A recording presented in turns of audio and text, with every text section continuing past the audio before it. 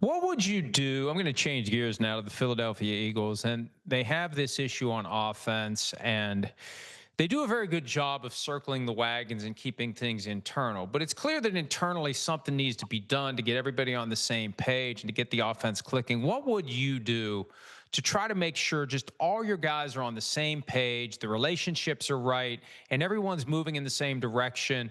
And we kind of take some of the steam out of this idea that this guy's frustrated now, this guy's getting frustrated now, this guy's going to get frustrated. How would you nip all that in the bud and get everybody moving in the right direction?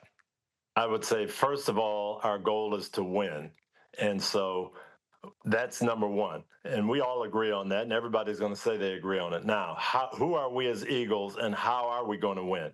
This is how we're going to win. We've got a dominant front five up front. We've got the best back in football. We are going to be a running football team. And we've got a quarterback that can also run. If we do our thing, nobody should be able to stop us running the ball. Now, once they load up and do all that, we're going to get 4 or 5 shots. And you receivers, that's what you're going to have to be. You're going to have to be the guy that makes that big play when we get the moment. But you're not going to catch 20 balls a game. You're not going to get 15 targets. That's not going to happen. We're going to win a Super Bowl being a running football team. And I think when everybody understands that, they'll be okay. That's what they did last year, and they won a Super Bowl. I think they could do the same thing if they have that mindset. Coach, I said earlier that we hear there's only one football excuse when there's a bunch of great players and they're not happy. I never heard there's only one football a single time when you had Peyton Manning and Marvin Harrison and Yeah. Reggie Wayne and Dallas Clark and Marcus Pollard and Edgerrin James. There was never there's only one football. You guys found a way to distribute and everybody was happy, ultimately because you were winning. Yes. I can remember coming to Pittsburgh.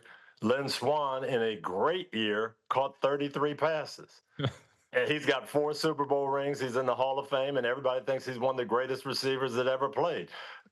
He could have caught 70, 80, 100 passes if we threw him the ball all the time.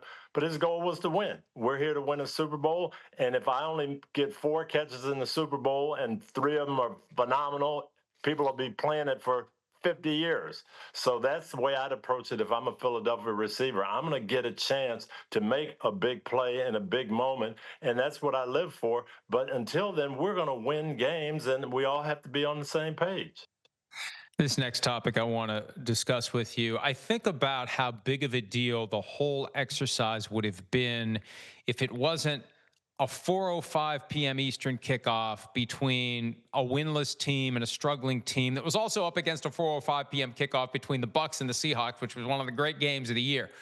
But this Titans Cardinals multi-layered debacle. And I want to start with the thing that sparked the reaction after the fact. The Amari DeMarcado running into the end zone, dropping the ball. Just 1 week after we saw a Colts player do it. What do you say before a game to make sure guys don't do it? And then how do you deal with it after a guy makes a mistake? Because as I've said all week, he didn't do it on purpose.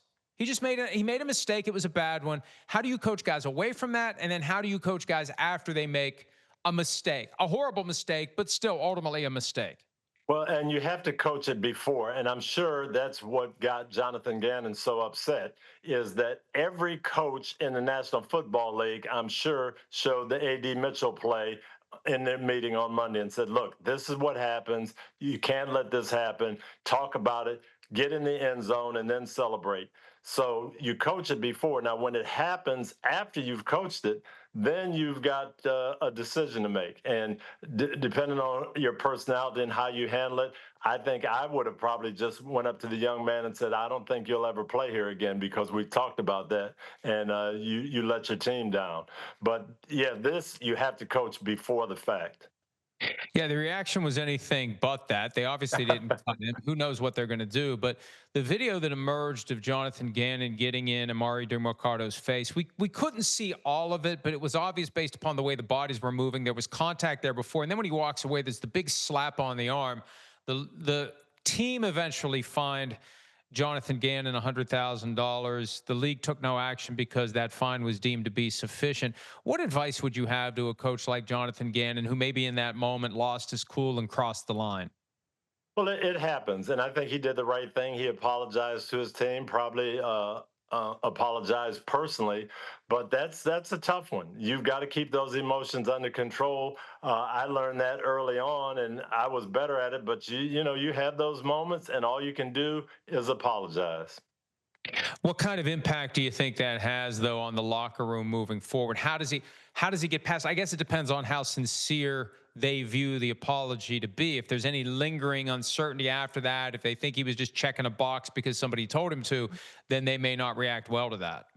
Yeah, and it does. I think it depends on their relationship with him and what's developed there. If they believe in him and he's their guy and he is very sincere and they buy it, I think they'll be fine.